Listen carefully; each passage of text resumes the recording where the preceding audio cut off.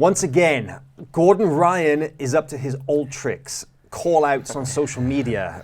Not the first time that I'm sure this has been discussed, but Gordon Ryan is on fire at the moment. He has been issuing call-outs left, right, and center, but the principal one that caught our attention was calling out Geo Martinez, the pound-for-pound top-ranked 10th Planet Jiu-Jitsu black belt out there. And man, those 10th Planet guys in the Danaher Death Squad, they just can't stop. They're always going at it, right? There's quite a schism these days. You know, I feel like it was pretty cordial for a long time, and maybe in the last year, it's definitely going head to head. And this is an interesting match, right? Well, but the match is his younger brother, right? Exactly. So Gordon's not calling out Geo. Yeah. He's making call-outs on his 16-year-old brother on his behalf. So, a bit different. Geo versus Nicky Ryan. Obviously, Nicky Ryan, the 16-year-old. I don't know. Is he still 16? I feel like I've been calling him 16 for a couple like 3 years. Yeah. Always 16. Yeah, milking it for all it's worth. 16, possibly 17-year-old Nicky Ryan. He is obviously one of the phenoms of the sport. A young kid who's been on a roll. Ended up getting third at East Coast trials for ADCC and West Coast trials. Narrowly missed out on the invite, but ended up going to ADCC and getting in last minute when Justin Rader missed weight. So losing narrowly on points to AJ Agazarm of all people in the first round. I believe becoming the youngest person to ever compete at ADCC. And he had called out Geo Martinez kind of earlier in a Instagram post. Didn't really gain as much traction, So then Gordon picked up the torch from there and said, this is a match that needs to happen. The 10th Planet, the highest representative of 10th Planet versus Nicky. What do you think? I mean, Geo, he, like you said, the highest 10th Planet representative. I mean, should he even be responding to a 16-year-old kid calling him out? Well, he didn't respond to him calling him out, right? So he didn't respond, and it wasn't until Gordon, who has a lot of clout in the jiu-jitsu community and has a lot of fans, has a big fan base that comes with him. So once Gordon got into the conversation and started demanding the match, that is when it just became too much for Geo to bear. He had to respond to it, Well, let's explain why this happened as well. It's because one of Gordon's teammates, John Callout, who was a brown belt and the Renzo Gracie network, and kind of one of the so-called junior members of the Danaher Death Squad, right? He went out and he beat Geo, and he won EBI. He subbed like 3 guys on his side of the bracket, and then he took Geo and he beat Geo in the overtime. And for one of the junior members of the Danaher Death Squad to take out a guy like Geo, Gordon saw that as the green light. Okay, right, you lost to one of our younger members. Now, you've been avoiding the match with Nicky. It's time, right?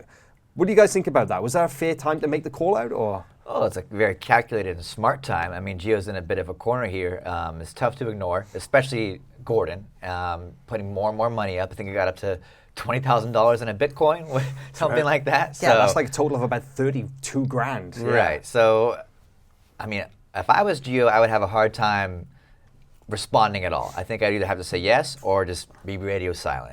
Let's be frank, right? It's kind of a lose-lose for Geo, Absolutely. Right? Absolutely. It's like if he takes a match and he beats a 16-year-old kid, good for you. You beat a 16-year-old kid. If you lose to a 16-year-old kid, that's bad for you. Super bad. No, but I think he kind of shuts up some of the talk coming out of Danaher Death Squad. This is Eddie Bravo came out with that statement last year that their goal was to go after the Danaher Death Squad. Here's an opportunity for him. If he's confident in his jiu-jitsu, he's the top-ranked guy, take care of it.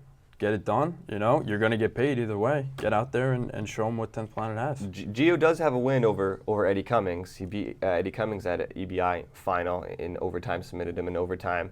So he does hold some win over some of the Danaher Death Squad guys, and that's probably one of the biggest wins of his career there. Not in a while though, right? Because the Danaher Death Squad has just been mopping up the EBI competition. Every time they're invited, they win.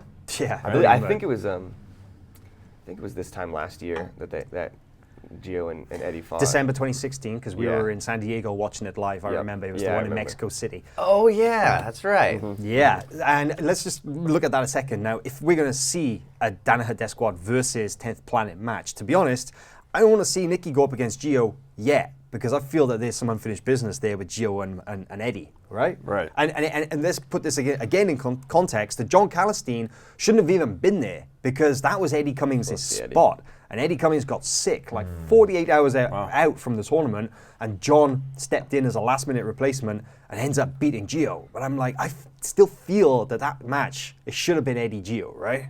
Maybe, but I think the juice is behind Nicky Geo. I want to see that match. Yeah. I think it'd be a lot of fun. I love seeing what Nicky Ryan can do, and he's constantly risen to the occasion. And Geo might be his biggest test yet. And I think it's going to happen too. You know, like this is one of those situations where Nicky has everything to win. You guys say, but I feel like Nicky's already on the path to greatness, right? He's already the youngest kid in ADCC.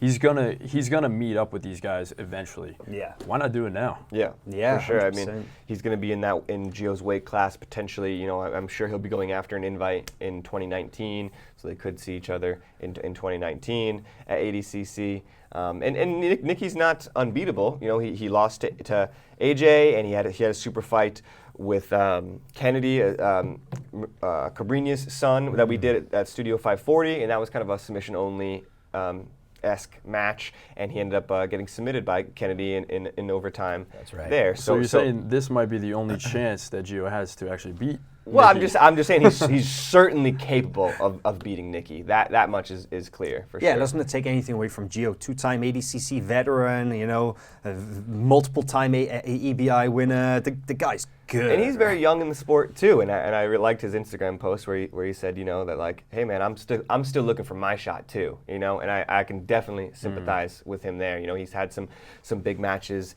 in 2015 at ADCC where he made to the third place match against Bruno Verzato. And so he's had some good matches. He hasn't quite had a huge breakout moment. Maybe it is versus Eddie Cummings there at EBI.